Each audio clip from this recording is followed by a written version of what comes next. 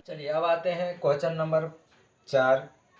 इसमें question number 4 में है प्रत्येक प्राकृतिक संख्या एक पूर्ण संख्या होती है। तो इससे हम पहला ही वीडियो में बता चुके हैं कि जितनी भी प्राकृतिक संख्या होती है वो पूर्ण संख्या में शामिल है। तो ये होगा, हम लिख सकते हैं हाँ, प्रत्येक प्राकृतिक संख्या, हाँ प्रत्येक प्राकृतिक संख्या एक पूर्ण संख्या होती है,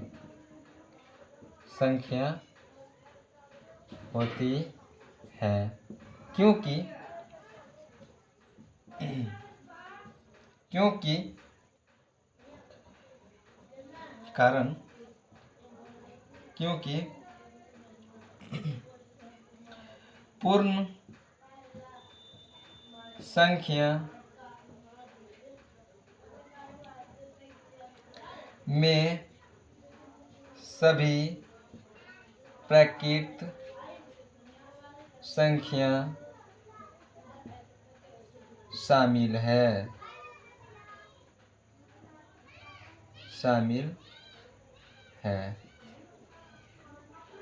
हम देख सकते हैं कि प्राकृतिक संख्या कौन सी है, प्राकृतिक संख्या,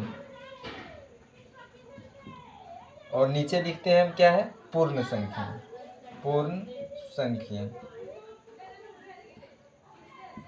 प्राकृतिक संख्या क्या होती है, एक से लेकर अनंत तक। अब पूर्ण संख्या खाली 0, इसमें पूर्ण संख्या प्राकृतिक संख्या ही होती है, उसमें सिर्फ शून्य शामिल कर दिया जाता है। तो आप देख सकते हैं कि जितनी भी प्राकृतिक संख्या है इसमें सब मौजूद है, इसलिए प्राकृतिक संख्या पूर्ण संख्या होती है। चलिए देखते हैं अगला क्वेश्चन 5 का। प्रत्येक पूर्णांक एक पूर्ण संख्या होती है। तो हम जानते हैं कि पूर्णांक और पूर्ण दोनों के बारे में हम पहला जो वीडियो था उसमें हम बता चुके हैं कि पूर्णांक में जितने भी धनात्मक और ऋणात्मक संख्या होती है सभी आ जाती है। अब पूर्ण संख्या प्राकृतिक संख्या में शून्य शामिल कर देने पर जो संख्या बनती है वो पूर्ण कहलाती है। तो क्या यहाँ बोला गया है कि पूर्णांक पूर्ण संख्या हो सकती है। तो पूर्णांक में धनात्मक और ऋणात्मक दोनों आते हैं, लेकिन पूर्ण जो संख्या होती है उसमें ऋणात्मक संख्या नहीं होती है। चलिए यहाँ देखते हैं, प्रत्येक पूर्णांक एक पूर्ण संख्या नहीं होती है। कारण क्या है,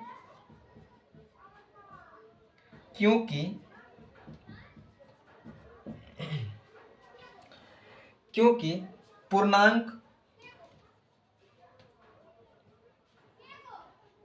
में ऋणात्मक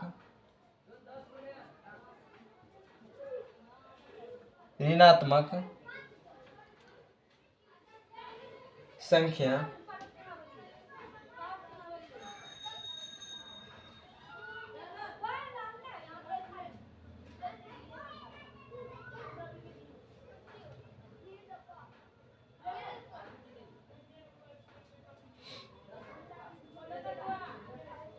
होती है,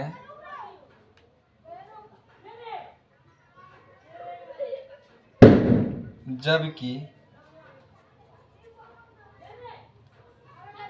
पूर्ण संख्या में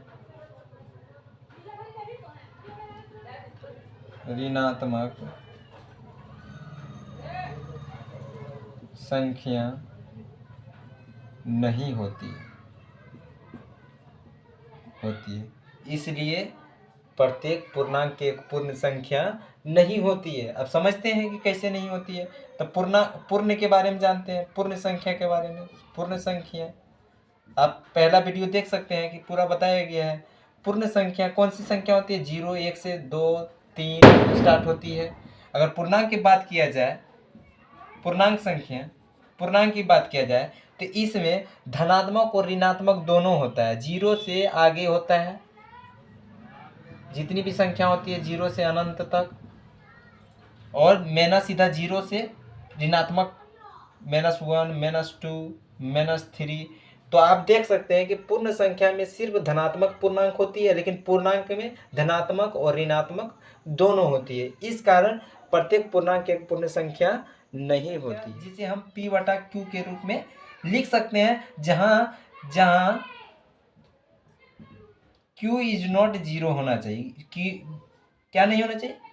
q 0 नहीं होना चाहिए। लेकिन हमें क्या बोल रहे हैं कि प्रत्येक परिमेय संख्या एक पूर्ण संख्या होती है। तो यहाँ पर हम ले सकते हैं p = -3 बटा यहाँ 2 भी लिख सकते हैं। ये हमारा परिमेय संख्या होगा। लेकिन पूर्ण संख्या की बात की जाए तो पूर्ण संख्या में -3 नहीं आता है। अगर पूर्ण संख्या ली जाए, हम यहाँ ऋणात्मक संख्या लिए हैं, अगर धनात्मक संख्या ले सकते हैं 3/2, तो ये एक क्या है? पूर्ण है। लेकिन ये क्या है? पूर्ण नहीं है, क्योंकि पूर्ण संख्या में ऋणात्मक संख्या नहीं आती है। चलिए आगे देखते हैं। यहाँ लिख सकते हैं प्रत्येक परिमेय संख्या एक पूर्ण संख्या नहीं होती है। कारण क्योंकि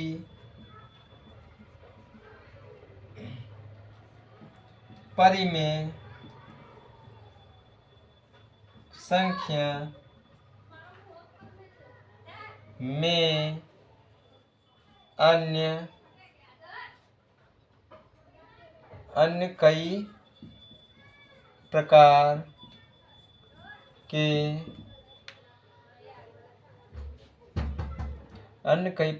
के भी संख्या शामिल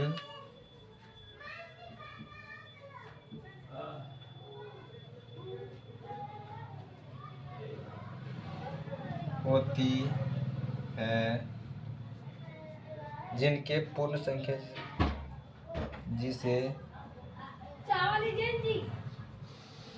पूर्ण संख्या से प्रदर्शित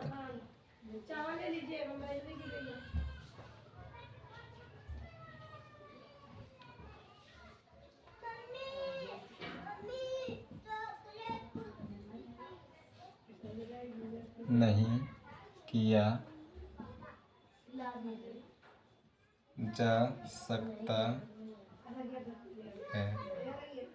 अभी हमने बताया कि बहुत ऐसी संख्या जैसे 3-3/2, इसे हम पूर्ण संख्या नहीं हो सकता है। पूर्ण संख्या पर हर एक परिमेय संख्या एक पूर्ण संख्या नहीं हो सकती है। यहाँ क्या है, ये